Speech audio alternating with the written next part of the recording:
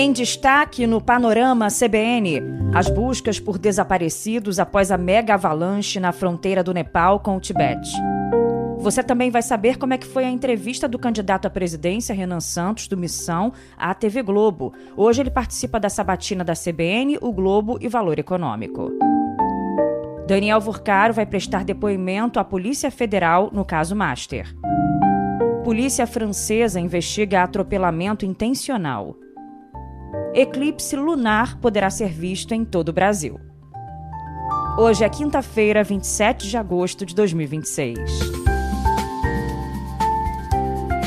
Oi, tudo bem? Eu sou Bianca Santos e esse é o Panorama CBN da manhã. Eu te conto em menos de meia hora o que de mais importante acontece no Brasil e no mundo. Vamos juntos!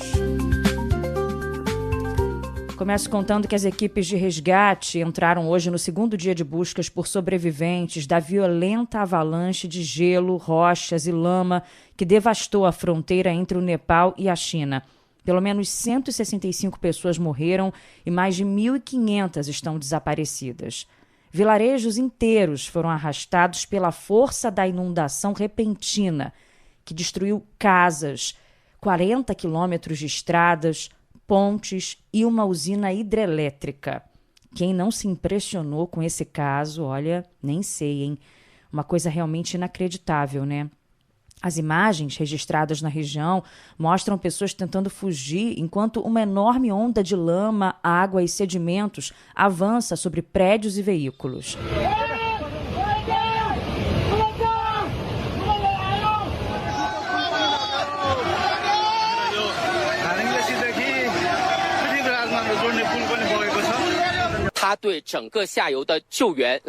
Desesperador. Entre os desaparecidos estão centenas de estrangeiros, a maioria cidadãos indianos, que faziam a tradicional peregrinação sagrada em direção ao Monte Kailash. As equipes de busca também procuram por montanhistas e turistas dos Estados Unidos, Reino Unido, Canadá e Austrália. E, até o momento em que eu gravava, não havia registro de brasileiros entre as vítimas. O Serviço Geológico dos Estados Unidos esclareceu que essa tragédia foi provocada pelo desprendimento de um bloco de gelo de mais de 600 metros de largura do alto das montanhas e não por um terremoto prévio. O rompimento, a mais de 5.000 metros de altitude, liberou grande volume de água represada, que desceu pelos vales estreitos em formato de V, funcionando como um funil que acelerou a força destrutiva da lama sobre as vilas. Especialistas apontam que a tragédia foi agravada também pela temporada de monções, que eleva o volume hídrico nos rios da bacia do Himalaia. Cientistas alertam para os efeitos do aquecimento global ainda, uma vez que a taxa de derretimento das geleiras na cadeia montanhosa dobrou nos últimos 25 anos, e isso aumentou a frequência dos deslizamentos catastróficos.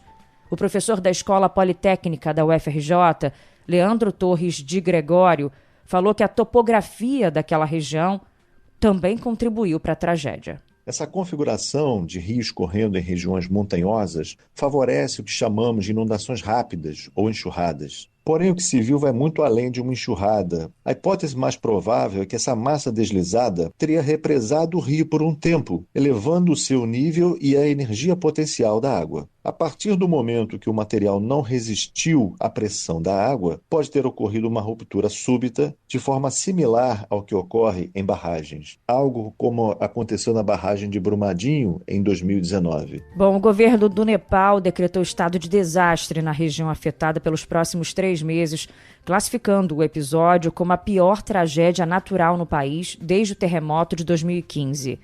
E em resposta à crise, a ONU enviou suprimentos de emergência.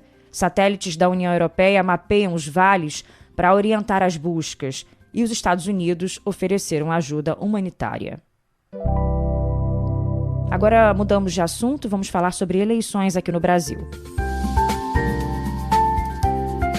O candidato do partido Missão à presidência, Renan Santos, foi o entrevistado de ontem por Renata Vasconcelos e César Tralli na TV Globo. E eu trago um resumo para você. Em um dos trechos, ele prometeu criar um programa para desenvolver a bomba atômica no Brasil. Renan disse que o Brasil deve sair do Tratado de Não Proliferação de Armas Nucleares para assegurar respeito geopolítico e para proteger recursos naturais como terras raras. O candidato criticou a política externa atual e falou que o país age como subserviente aos interesses da China. No futuro, se o Brasil quiser ser uma das 5 maiores nações do mundo, que se presta a sentar na mesa com Estados Unidos, Índia, Rússia e China, ele vai precisar ter soberania sobre seu próprio território, soberania militar e vai ter que discutir ter bombas atômicas. O Brasil quer sentar no Conselho de Segurança da ONU e o Brasil ele tem que ter condições de ter uma arma atômica. E uma nação que será uma das mais importantes do mundo nos próximos 30 anos precisa ter armas nucleares. As nações mais poderosas do mundo dispõem de armas nucleares e elas se fazem respeitadas por causa disso. Pelo menos a Coreia do Norte, por mais que seja um regime que eu considero opressivo e que eu não o respeite, pelo menos ele é respeitado internacionalmente como de maneira que a Venezuela não foi. Ter armas nucleares é uma forma de defender sua própria soberania. Inspirado no modelo de segurança de El Salvador, Renan Santos propôs decretar estado de defesa em favelas e aplicar o conceito de direito penal do inimigo para retirar integrantes de facções da legislação penal comum. O plano inclui o investimento de R$6 bilhões na construção de 10 novos complexos penitenciários federais com capacidade total para até 400 mil presos.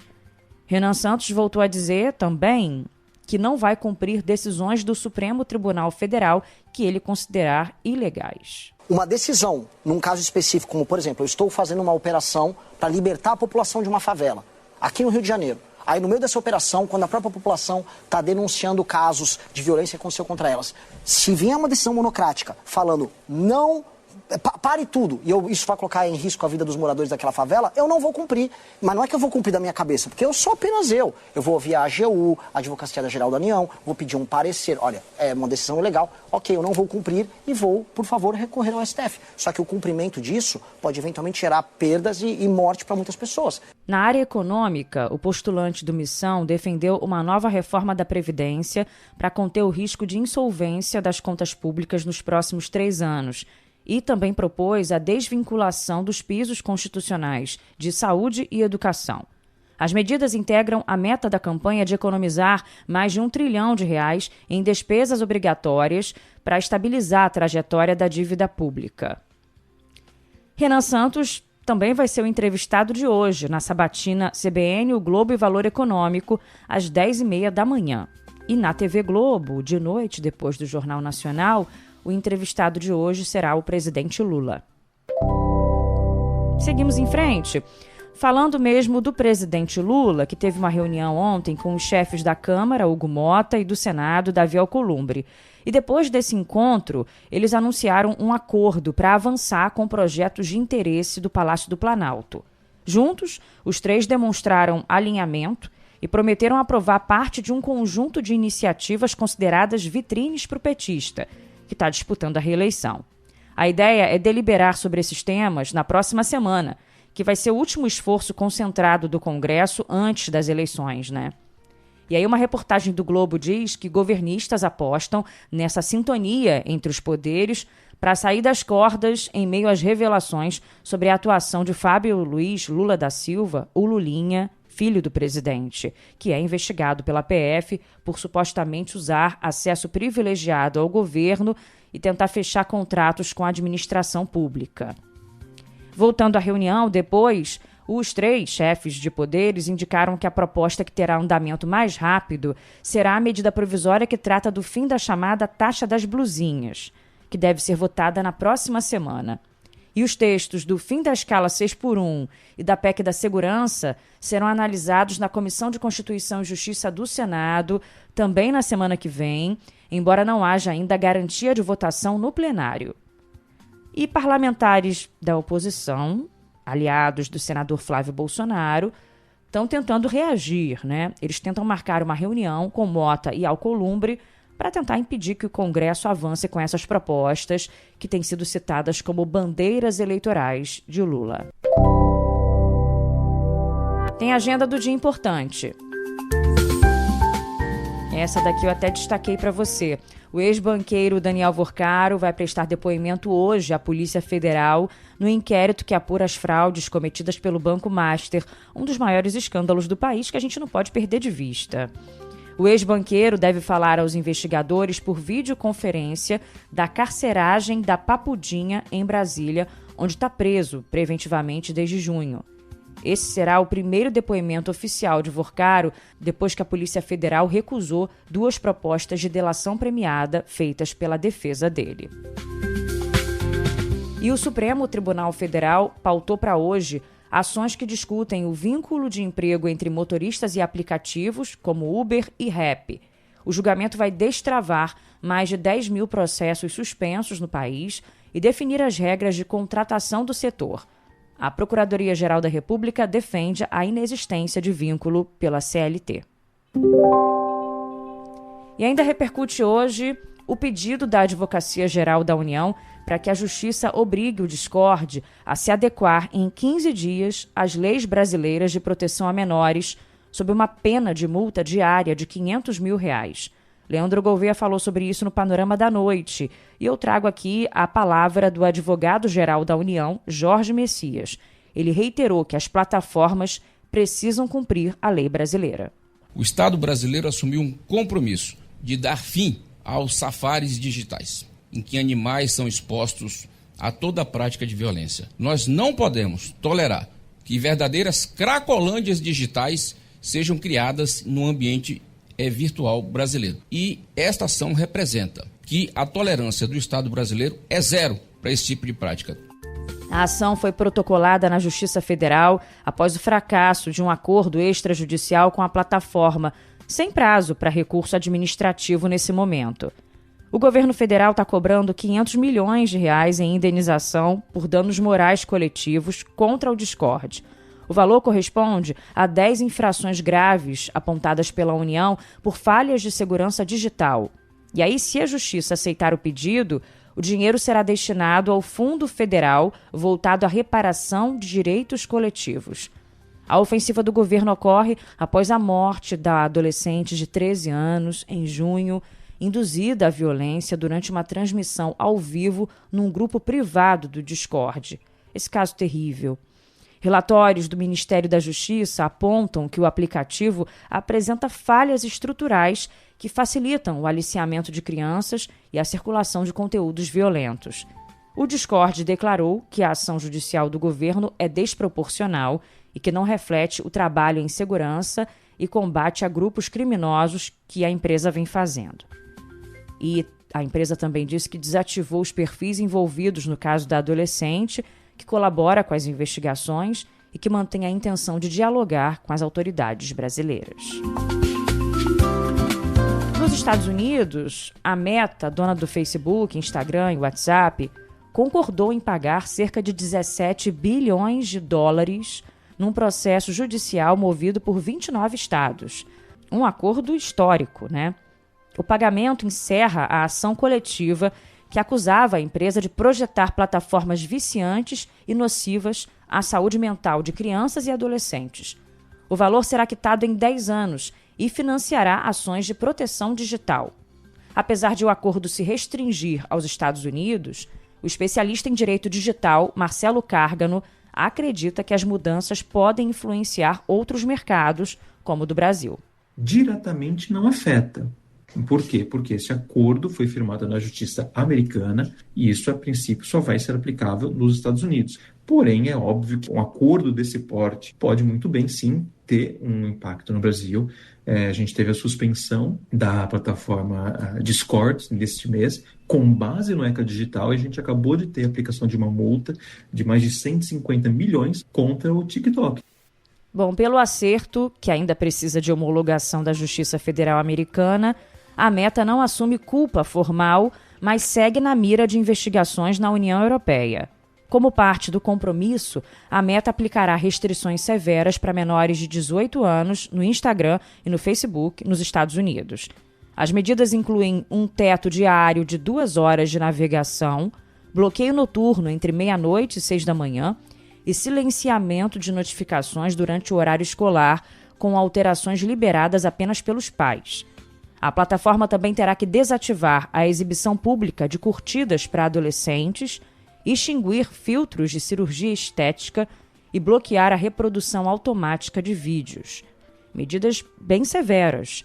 E, além disso, os jovens poderão desativar os algoritmos de recomendação no feed, enquanto a companhia reforçará os sistemas de checagem para excluir menores de 13 anos. Noticiário Internacional, seguimos. A Organização das Nações Unidas pediu uma investigação sobre os crimes em massa no Haiti depois de um novo massacre. Nos arredores de Porto Príncipe, ao menos 47 pessoas foram assassinadas na noite de domingo e mais de 50 foram sequestradas. Homens armados atacaram uma comunidade perto da capital do país. No norte da França, uma pessoa morreu e 10 ficaram feridas num atropelamento intencional em frente a uma estação de trem. O motorista, um homem nascido na Rússia e sem antecedentes nos serviços de inteligência, foi preso no local. A polícia francesa abriu investigação e analisa imagens de câmeras de segurança para tentar identificar a motivação do ataque. A Rússia lançou, durante a madrugada desta quinta-feira, uma nova onda de ataques com mísseis e drones contra a Ucrânia. A capital Kiev e outras cidades foram atingidas nessa ofensiva de grande escala. De acordo com a Força Aérea da Ucrânia, o ataque envolveu 2 mísseis de cruzeiro antinavio, muitos drones, mais de 250, e uma quantidade não informada de mísseis balísticos. E é uma ofensiva em meio à intensificação dos bombardeios russos nos últimos meses. O presidente ucraniano Volodymyr Zelensky disse que países europeus adotaram nesta semana medidas para reforçar a defesa aérea da Ucrânia e voltou a pedir mais apoio militar. Enquanto isso, a Rússia acusou a França e o Reino Unido de brincarem com fogo ao fornecer tecnologia de mísseis à Ucrânia. Segundo o porta-voz do Ministério das Relações Exteriores russo, a decisão pode ter consequências imprevisíveis para Paris e Londres. O Serviço de Imigração e Alfândega dos Estados Unidos prendeu quase 50 mil pessoas em julho. Esse foi o maior número de detenções registrado em um único mês desde o início do segundo mandato de Donald Trump. Segundo novos dados do governo fornecidos pelo ICE, o aumento das detenções mostra que o republicano mantém o avanço da agenda de deportações em massa, embora tenha mudado a estratégia adotada nos primeiros meses após voltar à Casa Branca. Vamos voltar para o Brasil agora? Para falar sobre o caso do atleta faixa preta William Mazuda, conhecido como Cabuto, que perdeu movimentos e a sensibilidade da região do tórax para baixo após sofrer uma grave lesão na coluna cervical. Foi durante um campeonato de jiu-jitsu, no último sábado, em Londrina, no Paraná. Esse caso repercute bastante nos últimos dias. Ele está internado em uma UTI e encontra-se clinicamente estável, respirando sem ajuda de aparelhos. Cabuto participava de uma luta contra Juliano de Pele Machado e aí sofreu o golpe bate-estaca, movimento banido do esporte justamente por expor o adversário a graves lesões. William foi levantado pelo outro atleta e ele ficou de cabeça para baixo e, na sequência, Juliano projetou o corpo sobre ele. O Cabuto sofreu uma fratura alta na coluna cervical e precisou passar por uma cirurgia de quase 10 horas. E a lesão é considerada muito grave. Uma vaquinha solidária, organizada pela mulher do atleta, a Fernanda Mayumi, foi criada para ajudar na recuperação dele. E eu te conto também, te trago atualizações, sobre o caso do influenciador Lito Souza. Mila Seidel divulgou um vídeo gravado pelo marido no dia em que ele recebeu o diagnóstico da doença Creutzfeldt-Jakob. Essa doença que tem uma condição neurodegenerativa rara e progressiva e que não tem tratamento ainda, No depoimento emocionante, o criador do canal Aviões e Músicas declarou manter a esperança em um milagre da ciência ou da fé. E a gente nunca sabe o que pode acontecer, tá? Milagres ocorrem, vai que eu sou o escolhido. Que ele não perca a fé, Um dos momentos mais emocionantes dessa gravação, toda muito comovente, o Lito fala sobre a preocupação com o filho de 7 anos e com a esposa. Mais fácil é a minha. A parte mais difícil vai ser da minha esposa.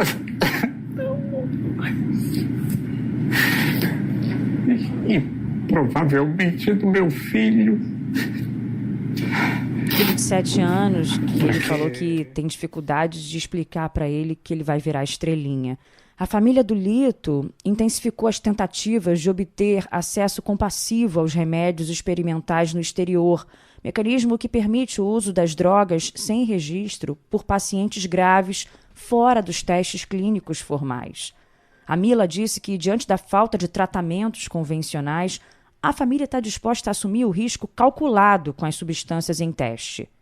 E ontem, depois desse vídeo, da repercussão, durante o jogo em São Paulo, o Nubank Park exibiu um vídeo do Lito Souza parabenizando o Palmeiras pelos 112 anos. Palmeiras, meu amor, feliz aniversário, 112 anos de muitas glórias. E depois, na entrevista coletiva, o técnico Abel Ferreira dedicou a vitória ao influenciador. Em primeiro lugar, eu gostaria de dar os parabéns ao nosso Palmeiras. Em segundo, dedicar esta vitória ao Lito. E que Deus lhe possa dar toda a força que ele precisa e que continue até ao fim, que não desista. É o que eu lhe posso dizer. É o que a gente deseja, mais força para o Lito, para a Mila, para toda a família. Seguindo com o esporte, a gente fala mesmo sobre o Palmeiras, que venceu o Santos por 3-0 em casa e abriu vantagem, grande vantagem, na disputa por uma vaga na semifinal da Copa do Brasil. No jogo de volta, na próxima quarta-feira, o Alviverde poderá perder por até 2 gols de diferença e mesmo assim se classifica. No outro jogo da noite, o Vasco venceu Vitória por 1-0 em São Januário e vai jogar pelo empate no Barradão. Hoje, às 8 da noite, tem Internacional e Grêmio no Beira-Rio.